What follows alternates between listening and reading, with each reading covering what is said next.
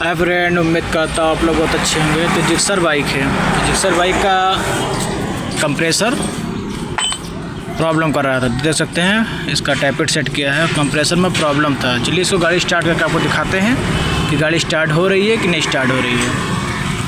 Number clutch पकड़ो,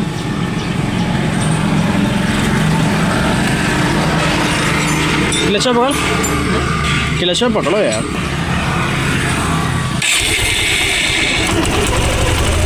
देख सकते हैं आप, गाड़ी कंप्रेसर आ गया, गाड़ी बाइक स्टार्ट होने लगा।